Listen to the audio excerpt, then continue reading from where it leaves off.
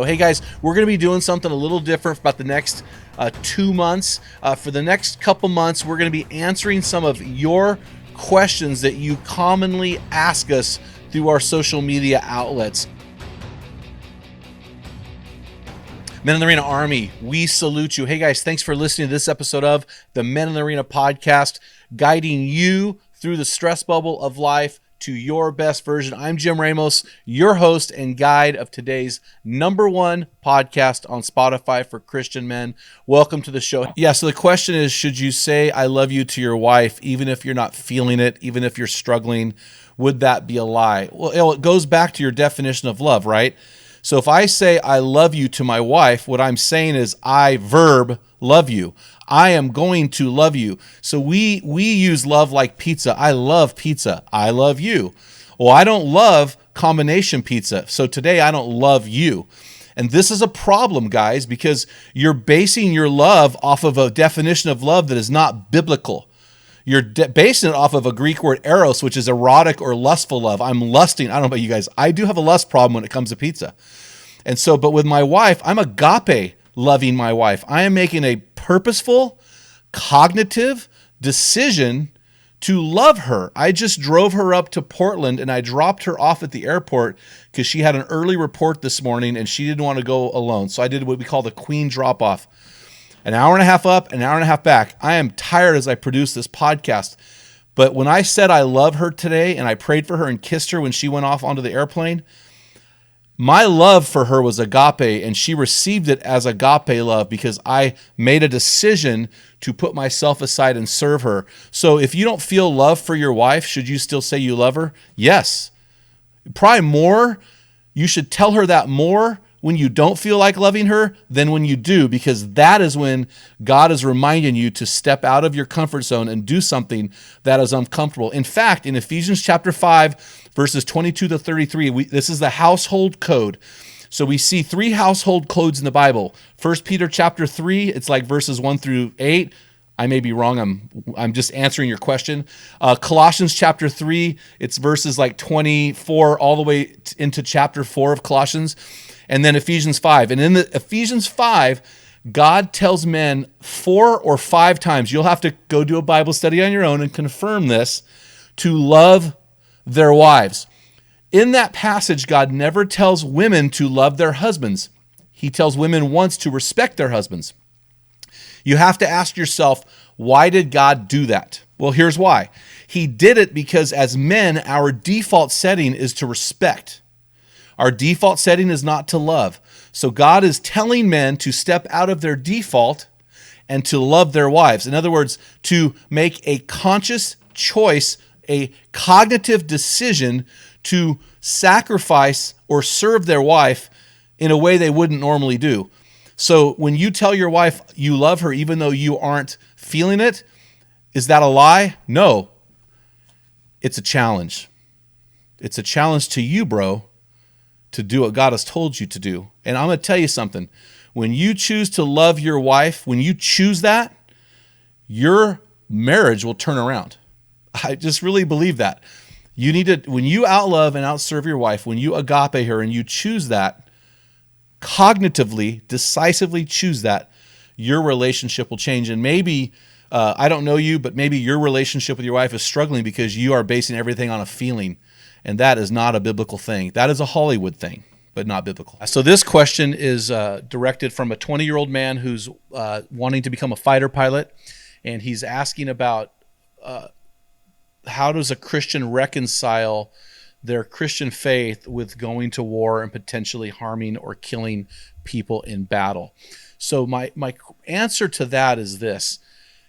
Violence is a part of our world. It always will be. If you look at Scripture, the Bible is incredibly violent. In fact, over and over again, we see the words destroyed, killed. We see these words more than love in the Bible. So violence is a massive part. The Jewish people were incredibly violent. And so we have to ask, if God is a God of love, why all the violence? Well, the answer, first of all, is because we're sinful people who need power and we're blood hungry. And so that is the simple answer. But to ask in the history of the church, in the Christian church history, we're going to direct you in this video to a podcast episode I did where I talk about a Christian stance on war. But historically, there have been 4 views of war among Christians. The first one is crusade, which is where Christians would go into regions where people did not believe in Jesus and compel them to believe in Jesus or die, which is when we experienced the Crusades. And I think most people today who are believers are ashamed of that period of time. I just don't think that was a great period of time for the church. I think that was a low point for the church. It was doing this was even seen as being more spiritual. And, I think most of us would say that was probably a fail on the church. The next theory is called just war.